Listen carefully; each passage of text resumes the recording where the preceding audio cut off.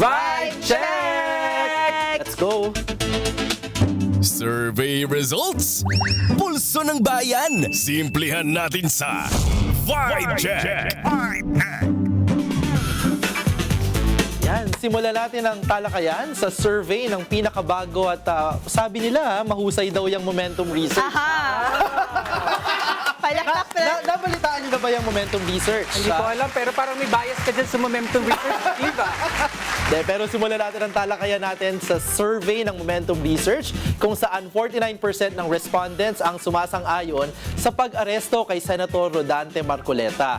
39% naman ang tumutol habang 10% ang sinasabing undecided. Yes, kaya nga Clive at mayorya ng mga taga Luzon at Visayas ang pabor sa pag-aresto sa senador kaugnay nga sa kasong plunder dahil sa hindi pagdedeklara ng 75 million pesos na donasyon noong 2025 elections. Congratulations pala sa Momentum Research at bagong taguyod nitong research firm na ito. Pero Ina, mataas ang pagtutol ng pag-aresto kay Marcoleta sa Mindanao o nakilalang baluarte ng pamilya Duterte na kaalyado ng senador.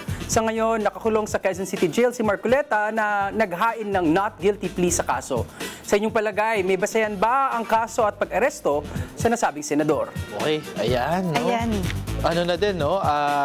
Talagang gumugulong na din yung kaso ni Senator Marcoleta, di ba? At kung maaalala natin, isa sa mga dahilan or primary dahilan kung bakit siya nandyan sa sitwasyon ngayon ay dahil lang galing yan sa kanyang mismo sinumpaang salaysay, no? Salaysay, no? At yung kanyang sinabi sa isang radio interview, di ba? Oo, tama din, no? Na hinahabol kasi siya dapat ng COMELEC doon sa mismong mga undeclared, no, unreported na donasyon na galing sa mga kaibigan niya, na siya mismo ang nagpahayag na galing sa mga kaibigan niya.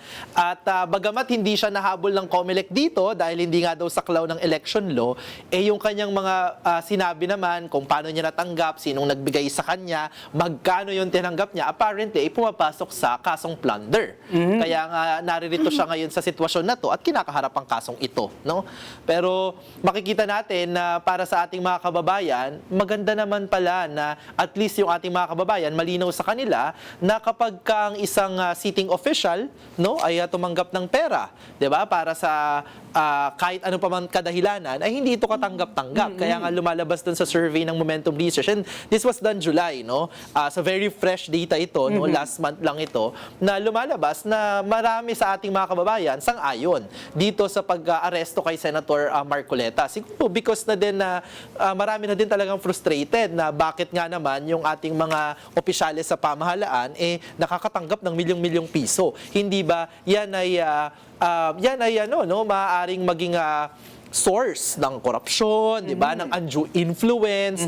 Lalo pa dito sa kaso ni Senator Marcoleta, ang naaalala ko kasi sinasabi niya na gift lang daw. Wala daw. Walang kapalit. Sana all may 75 million pesos na gift lang. Ikaw ba, Ina, nakatanggap ka na ba ng ganyang kalaking regalo? Hindi pa Wala sa mga naging ex mo. Pupunta talaga tayo doon, no? Sa mga regaluhan. Walang Valentine's gift or something. Wala. Parang wala akong ganong kayaman na mga tao sa paligid ko. Pero nakakabahala kasi yung portion ng pag-defend ng kampo ni Marcoleta doon sa ginagawa or nangyari. Diba? Ang defense nila ay technicality. Hindi naman ito saklaw ng election law dahil nangyari ang donasyon bago yung campaign period or election period. Pero doon sa tanong na kung hindi pala siya campaign or election related, bakit wala rin siya sa salin mo? Diba? So sa akin, ang pagtanggap mo ng pera bilang public official, ina-account ito sa salin. Kasi gusto natin makita ano ba yung yaman na meron sa mga public officials. At honestly, okay lang na may mayaman tayong public officials, di ba?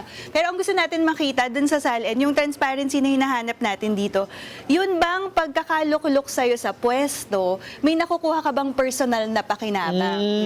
And yun, yung hindi masagot ni Marcoleta, definitively na wala siyang personal na pakinabang na nakuha mula dun sa 75 million pesos. Tsaka kasi ang assumption sa plunder law, 'di ba?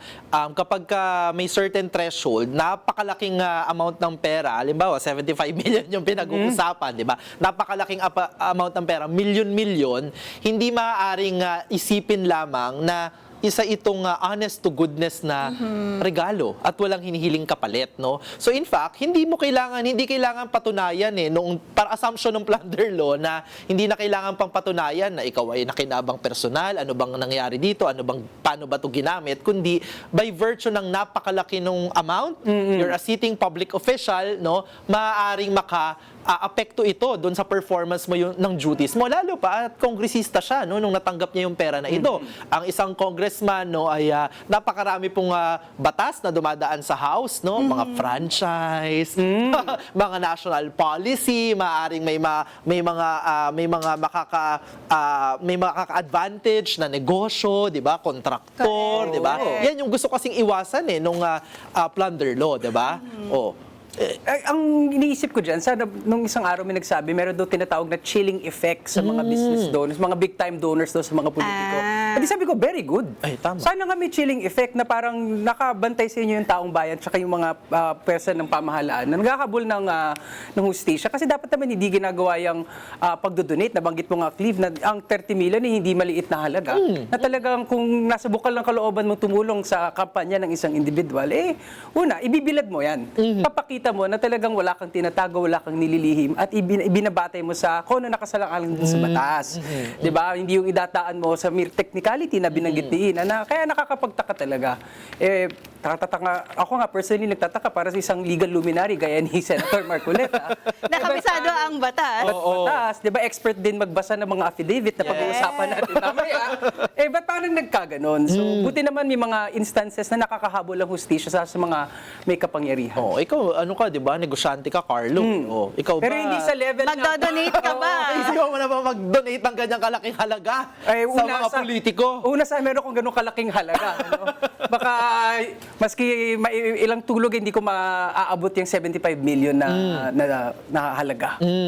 Tsaka I think yung nakakabahala dito, may paratang kasi yung mga senator sa minority kagaya ni Senator Marcoleta na sila daw ay hinahabol lamang dahil sila ay nasa minority, no? Nasa minorya sa Senado, 'di ba? Bakit sila lang daw ang kinakasuhan? Bakit sila ang kumakaharap ng ganitong mga kaso? I think gaslighting.